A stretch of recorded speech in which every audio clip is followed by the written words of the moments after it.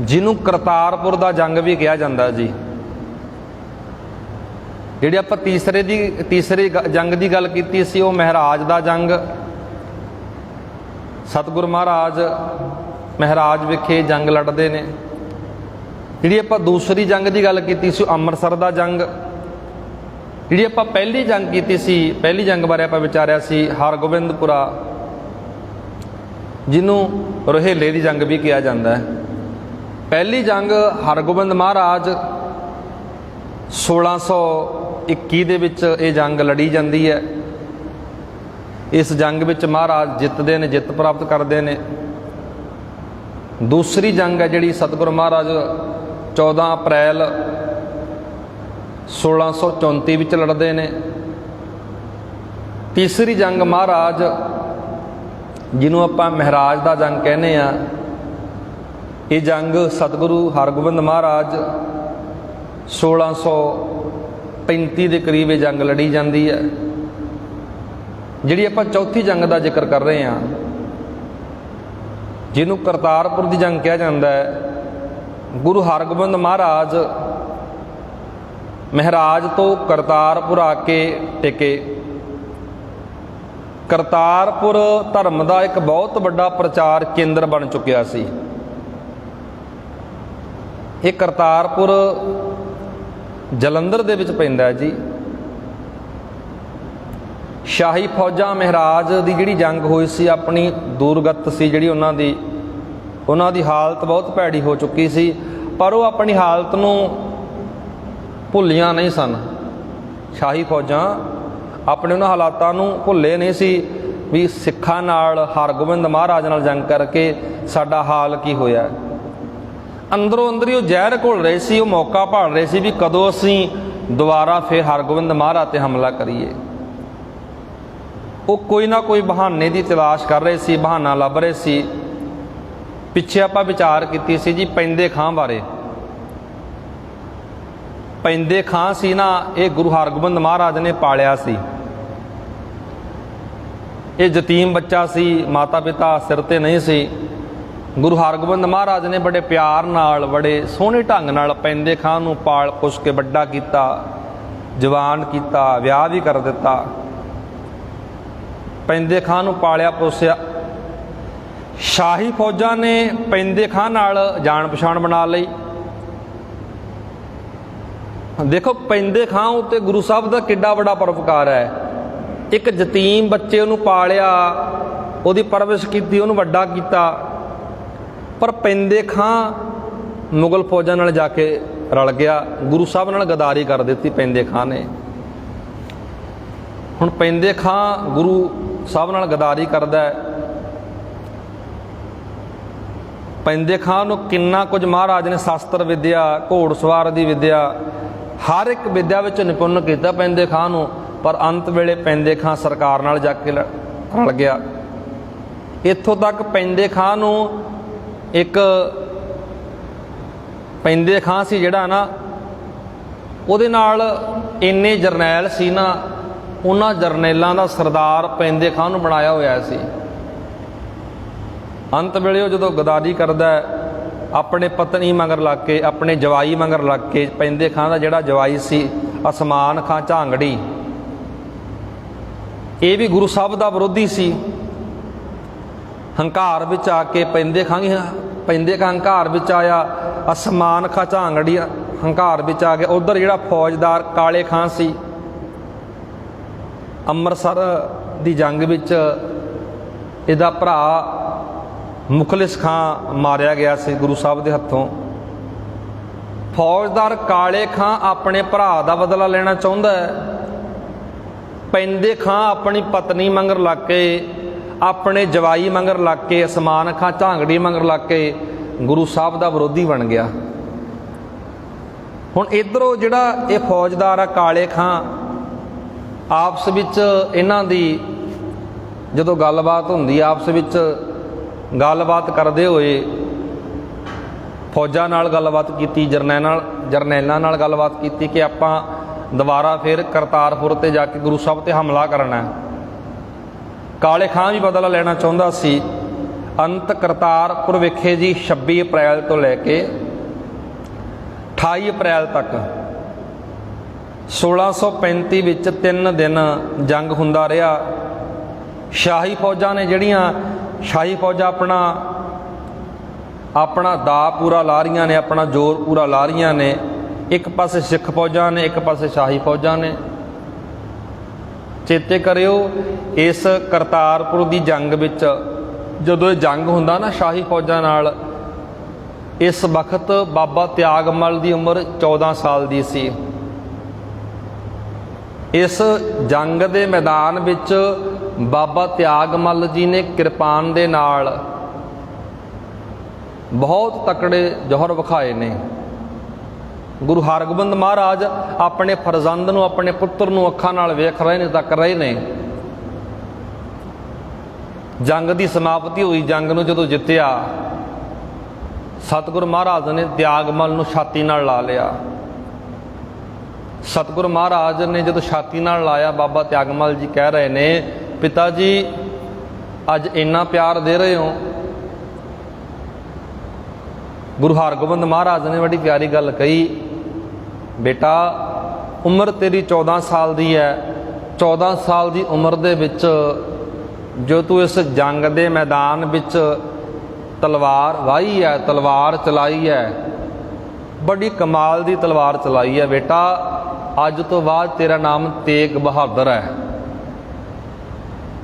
1635 ਦੇ ਵਿੱਚ ਕਰਤਾਰਪੁਰ ਦੀ ਜੰਗ ਵਿੱਚ ਤਿਆਗਮੱਲ ਤੋਂ ਤੇਗ ਬਹਾਦਰ ਦਾ ਨਾਮ ਮਿਲਦਾ ਹੈ ਜੀ।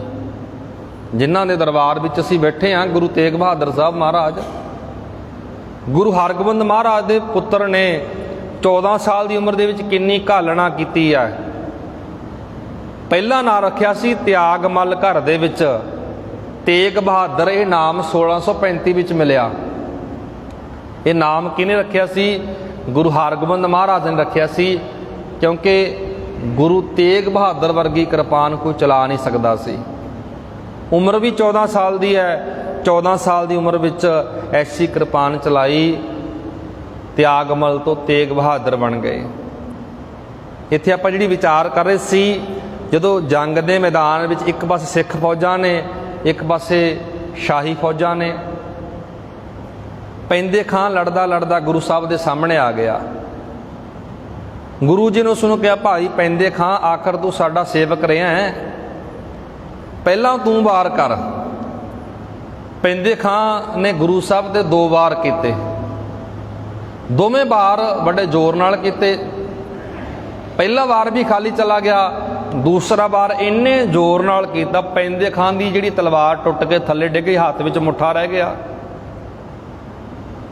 ਗੁਰੂ ਸਾਹਿਬ ਜੀ ਦੇ ਜਦੋਂ ਸਾਹਮਣੇ ਉਹ ਹੱਥ ਵਿੱਚ ਇਕੱਲਾ ਮੁੱਠਾ ਰਹਿ ਗਿਆ, ਗੁਰੂ ਸਾਹਿਬ ਦੇ ਘੋੜੇ ਦੇ ਪਿੱਛੇ ਲੁਕ ਗਿਆ। ਇਤਿਹਾਸਕਾਰ ਇਹ ਵੀ ਲਿਖਦੇ ਨੇ ਜੀ, ਪੈਂਦੇ ਖਾਂ ਸੀ ਨਾ ਜਿਹੜਾ ਘੋੜੇ ਤੋਂ ਉਤਰ ਕੇ ਜਦੋਂ ਘੋੜੇ ਦੇ ਪਿੱਛੇ, ਗੁਰੂ ਸਾਹਿਬ ਦੇ ਘੋੜੇ ਦੇ ਪਿੱਛੇ ਲੁਕਦਾ, ਪੈਂਦੇ ਖਾਂ ਘੋੜ ਸਵਾਰ ਨੂੰ ਥੱਲੇ ਡਿੱਗਣ ਵਿੱਚ ਬਹੁਤ ਮਹਾਰ ਸੀ। ਇੰਨੀ ਮਹਾਰਤਾ ਕਿੱਥੋਂ ਸਿੱਖੀ ਹੈ? ਗੁਰੂ ਸਾਹਿਬ ਦੇ ਕੋਲੋਂ। ਹੁਣ ਪੈਂਦੇ ਖਾਂ ਯਤਨ ਪਤਾ ਕੀ ਕਰਦਾ ਵੀ ਮੈਂ ਥੱਲੇ ਉਤਰ ਕੇ ਗੁਰੂ ਹਰਗੋਬਿੰਦ ਸਾਹਿਬ ਦੇ ਘੋੜੇ ਨੂੰ ਕਿਵੇਂ ਡੇਗਾਂ ਤੇ ਕਿਵੇਂ ਗੁਰੂ ਸਾਹਿਬ ਨੂੰ ਥੱਲੇ ਡੇਗਾਂ। ਇੰਨਾ ਯਤਨ ਕੀਤਾ ਪੈਂਦੇ ਖਾਂ ਨੇ, ਉਹ ਗੁਰੂ ਹਰਗੋਬਿੰਦ ਮਹਾਰਾਜ ਦੇ ਘੋੜੇ ਨੂੰ ਹਿਲਾ ਨਾ ਸਕਿਆ। ਉਹ ਇੱਥੇ ਸਫਲਤਾ ਹਾਸਲ ਨਾ ਕਰ ਸਕਿਆ। ਪਰ ਫਿਰ ਉਹਨੇ ਜਿਹੜਾ ਅਗਲਾ ਪੈਂਤਰਾ ਖੇਡਿਆ, ਗੁਰੂ ਸਾਹਿਬ ਦੇ ਘੋੜੇ ਨੂੰ ਮੂਹਰੇ ਹੋ ਕੇ ਰੁਕਣਾ ਸ਼ੁਰੂ ਕਰ ਦਿੱਤਾ। ਘੋੜਾ ਵੀ ਆਪਣੀ ਚਾਲ ਚੱਲਦਾ ਗਿਆ, ਪਰ ਮਹਾਰਾਜ ਨੇ ਐਸੀ ਕਿਰਪਾਨ ਚਲਾਈ, ਪੈਂਦੇ ਖਾਂ ਬੇਹੋਸ਼ ਹੋ ਕੇ ਥੱਲੇ ਡਿੱਗ ਪਿਆ। ਥੋੜੀ ਹੋਸ਼ ਆਈ, ਮਹਾਰਾਜ ਨੇ ਫੇਰ ਕਿਹਾ, ਪੈਂਦੇ ਖਾਂ ਹਾਲੇ ਵੀ ਜੇ ਤੂੰ ਵਾਰ ਕਰਨਾ ਚਾਹੁੰਦਾ ਕਰ ਸਕਦਾ ਹੈ। ਹੁਣ ਪੈਂਦੇ ਖਾਂ ਜਦੋਂ ਆਖਰੀ ਮਹਾਰਾਜ ਕਹਿਣ ਲੱਗੇ, ਪੈਂਦੇ ਖਾਂ ਹੁਣ ਤੂੰ ਆਪਣੀਆਂ ਕਲਮਾਂ ਪੜ੍ਹ ਲੈ, ਤੇਰੀ ਵਾਰੀ ਆ ਗਈ। ਹੁਣ ਪੈਂਦੇ ਖਾਂ ਹੁਣ ਸਤਿਗੁਰਾਂ ਨੂੰ ਪੁਕਾਰ ਕੇ ਯਾਦ ਕਰਦਾ। ਕੰਮਦੇ ਹੋਏ ਬੁੱਲ ਪੈਂਦੇ ਖਾਂ ਦੇ ਇਹ ਕਹਿ ਰਹੇ ਨੇ, ਪਾਤਸ਼ਾਹ ਤੇਰੀ ਮਿਹਰ ਦੀ ਨਜ਼ਰ ਹੀ ਮੇਰੇ ਵਾਸਤੇ ਕਲਮਾਂ ਨੇ, ਮਿਹਰ ਦੀ ਨਜ਼ਰ ਕਰ ਦਿਓ। ਮੈਂ ਭੁੱਲਿਆ ਸੀ, ਭਟਕਿਆ ਸੀ, ਤੁਸੀਂ ਤਲਵਾਰ ਦੇ ਨਾਲ ਹੁਣ ਮੈਨੂੰ ਬਖਸ਼ ਦਿਓ। ਇਸ ਜੰਗ ਦੇ ਮੈਦਾਨ ਵਿੱਚ ਪੈਂਦੇ ਖਾਂ ਸਤਿਗੁਰੂ ਮਹਾਰਾਜ ਨੇ ਮੌਤ ਦੇ ਘਾਟ ਉਤਾਰ ਦਿੱਤਾ। ਦੁਨੀਆ ਤੋਂ ਫਾਨੀ ਹੁੰਦਾ ਪੈਂਦੇ ਖਾਂ, ਕਿੱਡਾ ਵੱਡਾ ਗੁਰੂ ਸਾਹਿਬ ਨੇ ਪਰਉਪਕਾਰ ਕੀਤਾ। ਜਦੋਂ ਪੈਂਦੇ ਖਾਂ ਦੀ ਮੌਤ ਹੁੰਦੀ ਹੈ, ਫਿਰ ਜਿਹੜਾ ਫੌਜਦਾਰ ਕਾਲੇ ਖਾਂ ਸੀ, ਕਾਲੇ ਖਾਂ ਗੁਰੂ ਹਰਗੋਬਿੰਦ ਮਹਾਰਾਜ ਦੇ ਮੂਹਰੇ ਆਉਂਦਾ ਹੈ, ਕਾਲੇ ਖਾਂ ਵੀ ਮੌਤ ਦੇ ਘਾਟ ਉਤਾਰ ਦਿੱਤਾ। ਫਿਰ ਇਸ ਪੈਂਦੇ ਖਾਂ ਦਾ ਇੱਕ ਜਵਾਈ ਸੀ ਜੀ ਅਸਮਾਨ ਖਾਂ ਝਾਂਗੜੀ, ਗੁਰੂ ਹਰਗੋਬਿੰਦ ਮਹਾਰਾਜ ਦੇ ਮੂਹਰੇ ਆਇਆ। ਇਹਨਾਂ ਨੇ ਤੀਰਾਂ ਨਾਲ ਵਰਖਾ ਕਰ ਦਿੱਤੀ ਸਤਿਗੁਰੂ ਤੇ। ਸਤਿਗੁਰੂ ਮਹਾਰਾਜ ਸਮੇਂ ਦੇ ਇਤਿਹਾਸਕਾਰ ਇਹ ਲਿਖਦੇ ਨੇ ਜੀ, ਜੰਗ ਦੇ ਮੈਦਾਨ ਵਿੱਚ ਗੁਰੂ ਹਰਗੋਬਿੰਦ ਮਹਾਰਾਜ ਦੇ ਮੱਥੇ ਤੇ ਤਿਉੜੀ ਨਹੀਂ ਸੀ ਕਦੇ ਵੀ ਪਈ। ਜੰਗ ਦੇ ਮੈਦਾਨ ਵਿੱਚ ਵੀ ਗੁਰੂ ਹਰਗੋਬਿੰਦ ਮਹਾਰਾਜ ਦੇ ਮੱਥੇ ਤੇ ਕਦੇ ਤਿਉੜੀ ਨਹੀਂ ਵੇਖੀ ਉਹਨਾਂ। ਇਤਿਹਾਸਕਾਰ ਇਹ ਲਿਖਦੇ ਨੇ ਸਤਿਗੁਰੂ ਮਹਾਰਾਜ ਬੜੇ ਧੀਰਜ ਨਾਲ, ਬੜੇ ਸਹਿਜ ਨਾਲ, ਬੜੇ ਟਿਕਾ ਨਾਲ ਵਾਰ ਕਰਦੇ ਨੇ, ਜੰਗ ਦੇ ਮੈਦਾਨ ਵਿੱਚ ਲੜਦੇ ਨੇ। ਇੱਧਰੋਂ ਕਾਲੇ ਖਾਂ ਵੀ ਮਾਰਿਆ ਗਿਆ, ਅਸਮਾਨ ਖਾਂ ਝਾਂਗੜੀ ਤੇ ਹੋਰ ਜਰਨੈਲਾਂ ਨੇ ਗੁਰੂ ਸਾਹਿਬ ਦੇ ਤੀਰਾਂ ਦੀ ਵਰਖਾ ਕਰ ਦਿੱਤੀ। ਗੁਰੂ ਸਾਹਿਬ ਜਿਸ ਵਕਤ ਘੋੜੇ ਤੇ ਸਵਾਰ ਹੋ ਕੇ ਅਸਮਾਨ ਖਾਂ ਦਾ ਮੁਕਾਬਲਾ ਕਰਦੇ ਨੇ, ਅਸਮਾਨ ਖਾਂ ਵੀ ਮੌਤ ਦੇ ਘਾਟ ਉਤਾਰ ਦਿੱਤਾ ਗਿਆ, ਕਾਲੇ ਖਾਂ ਵੀ ਮੌਤ ਦੇ ਘਾਟ ਉਤਾਰ ਦਿੱਤਾ ਗਿਆ। ਸਤਿਗੁਰੂ ਮਹਾਰਾਜ ਨੇ ਇੰਜ ਤਲਵਾਰ ਚਲਾਈ ਇਸ ਜੰਗ ਦੇ ਮੈਦਾਨ ਵਿੱਚ, ਦੁਸ਼ਮਣ ਢਹਿ ਢੇਰੀ ਕਰ ਦਿੱਤੇ, ਢਹਿ ਢੇਰੀ ਕਰ ਦਿੱਤੇ। ਮਹਾਰਾਜ ਇਹ ਕਵੀ ਲਿਖਦੇ ਨੇ, ਸਤਿਗੁਰੂ ਮਹਾਰਾਜ ਹੱਥ ਵਿੱਚ ਤਲਵਾਰ ਫੜ ਕੇ ਇਹ ਗੱਲ ਕਹਿੰਦੇ ਨੇ, ਜੇ ਤੇਰੇ ਮਨ ਵਿੱਚ ਵਾਰ ਕਰਨ ਦੀ ਚਾਹਨਾ, ਤੂੰ ਦੁਸ਼ਮਣ ਨੂੰ ਲਲਕਾਰ ਕੇ ਕਹਿੰਦੇ ਨੇ ਵਾਰ ਕਰ ਲੈ, ਹੁਣ ਤੇਰਾ ਅੰਤ ਆ ਗਿਆ, ਹੁਣ ਤੈਨੂੰ ਬਚਾਉਣ ਵਾਲਾ ਕੋਈ ਨਹੀਂ ਆਣਾ ਇੱਥੇ ਜੰਗ ਦੇ ਮੈਦਾਨ ਵਿੱਚ। ਸਤਿਗੁਰੂ ਮਹਾਰਾਜ ਇਸ ਤਰ੍ਹਾਂ ਇਸ ਜੰਗ ਦੇ ਮੈਦਾਨ ਵਿੱਚ ਜਿੱਤ ਪ੍ਰਾਪਤ ਕਰਦੇ ਨੇ ਜੀ। ਦੁਸ਼ਮਣ ਫੌਜਾਂ ਜਿਹੜੀਆਂ ਪਿਛਾਂਹ ਨੂੰ ਮੁੜ ਜਾਂਦੀਆਂ ਨੇ। ਕਰਤਾਰਪੁਰ ਦੀ ਜਿਹੜੀ ਜੰਗ ਹੁੰਦੀ ਹੈ, ਇਹ ਜੰਗ ਦੇ ਮੈਦਾਨ ਵਿੱਚ ਧਰਮੇ ਦਾ ਪੁੱਤਰ ਫੱਤਾ, ਕੌਲੇ ਦਾ ਪੁੱਤਰ ਕਿਸ਼ਨਾ ਅਤੇ ਬੱਲੀ ਦਾ ਪੁੱਤਰ ਮਾਧੋ ਸ਼ਹੀਦੀਆਂ ਪ੍ਰਾਪਤ ਕਰਦੇ ਨੇ। ਆਖਰ ਸਿੱਖ ਫੌਜ ਇਸ ਜੰਗ ਦੇ ਮੈਦਾਨ ਨੂੰ ਫਤਿਹ ਕਰਦੇ ਨੇ ਅਤੇ ਉਹਨਾਂ ਦਾ ਜ਼ਿਕਰ ਭੱਟ ਬਈਆਂ ਦੇ ਵਿੱਚ ਵੀ ਕੀਤਾ ਗਿਆ, ਜਿਨ੍ਹਾਂ ਗੁਰੂ ਕੇ ਪਿਆਰਿਆਂ ਨੇ, ਗੁਰੂ ਕੇ ਸਿੱਖਾਂ ਨੇ ਆਪਣੀਆਂ ਜਾਨਾਂ ਕੁਰਬਾਨ ਕਰ ਦਿੱਤੀਆਂ, ਜਿਨ੍ਹਾਂ ਨੇ ਗੁਰੂ ਸਾਹਿਬ ਦੇ ਲਈ ਬਹੁਤ ਵੱਡਾ ਯੋਗਦਾਨ ਪਾਇਆ ਹੈ। ਇਤਿਹਾਸ ਨੂੰ ਆਪਾਂ ਇੱਕ ਲੜੀ ਦੇ ਵਿੱਚ ਪੜ੍ਹਦੇ ਆ ਰਹੇ ਹਾਂ ਜੀ। ਗੁਰੂ ਤੇਗ ਬਹਾਦਰ ਸਾਹਿਬ ਦੇ ਜੀਵਨ ਨੂੰ ਵੀ ਆਪਾਂ ਪੜ੍ਹਾਂਗੇ। ਹੁਣ 14 ਸਾਲ ਦੀ ਉਮਰ ਦੇ ਵਿੱਚ ਗੁਰੂ ਤੇਗ ਬਹਾਦਰ ਸਾਹਿਬ ਨੇ ਕਿੱਡਾ ਵੱਡਾ ਨਾਮ ਹਾਸਲ ਕੀਤਾ। ਤੇਗ ਬਹਾਦਰ, ਤੇਗ ਦੇ ਧਣੀ। ਇਹ ਗੱਲ ਚੇਤੇ ਰੱਖਿਓ, ਖਾਸ ਕਰਕੇ ਮੇਰੀਆਂ ਮਾਤਾਵਾਂ ਭੈਣਾਂ ਧਿਆਨ ਦੇਣ। ਇਸ ਗੱਲ ਨੂੰ ਬਹੁਤ ਗੌਰ ਨਾਲ ਸੁਣਿਓ। ਜਦੋਂ ਗੁਰੂ ਤੇਗ ਬਹਾਦਰ ਸਾਹਿਬ ਜੀ ਇਸ ਨਗਰ ਵਿੱਚ ਆਉਂਦੇ ਨੇ, ਸਾਡੇ ਨਗਰ ਵਿੱਚ,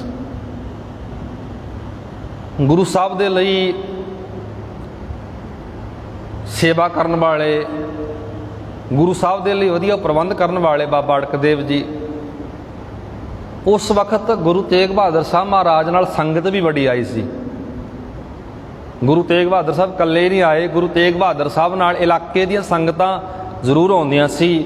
ਸ਼ਰਧਾ ਭਾਵਨਾ ਨਾਲ ਮਾਤਾਵਾਂ ਭੈਣਾਂ, ਬੜੀ ਸ਼ਰਧਾ ਨਾਲ, ਬੜੀ ਭਾਵਨਾ ਨਾਲ ਮਾਤਾਵਾਂ ਭੈਣਾਂ ਲੰਗਰ ਤਿਆਰ ਕਰਕੇ ਲੈ ਕੇ ਆਉਣਾ, ਕੋਈ ਚੂਰੀ ਤਿਆਰ ਕਰਕੇ ਲੈ ਕੇ ਆਉਂਦੀ ਸੀ ਮਾਤਾਵਾਂ ਭੈਣਾਂ, ਸ਼ਰਧਾ ਭਾਵਨਾ ਦੇ ਨਾਲ। ਇਸ ਕਰਕੇ ਬੇਨਤੀ ਇਹ ਕਰਾਂਗਾ ਕਿ ਅਸੀਂ ਜਿਸ ਤਰ੍ਹਾਂ ਦਸਵੀਂ ਤੋਂ ਪਹਿਲਾਂ 2 ਦਿਨ 3 ਦਿਨ ਪਹਿਲਾਂ ਗੁਰੂ ਦਰਬਾਰ ਵਿੱਚ ਕੁਝ ਲੈ ਕੇ ਆਉਂਦੇ, ਕਿਰਪਾ ਕਰਕੇ ਬੇਨਤੀ ਪ੍ਰਵਾਨ ਕਰਿਓ ਕਿ ਅਸੀਂ ਮੋਟੀਆਂ ਰੋਟੀਆਂ ਜੀਆਂ ਜਾਂ ਮੰਨੀ ਟੈਪ ਉਹਨੂੰ ਤਿਆਰ ਕਰਕੇ ਲੈ ਕੇ ਆਉਂਦੇ ਹਾਂ, ਕਿਉਂਕਿ ਨਾ ਤਾਂ ਉਹ ਕਿਸੇ ਦੇ ਖਾਣ 'ਚ ਕੰਮ ਆਵੇ, ਇਸੇ ਤਰ੍ਹਾਂ ਇੱਥੇ ਪਈ ਰਹਿੰਦੀ ਹੈ।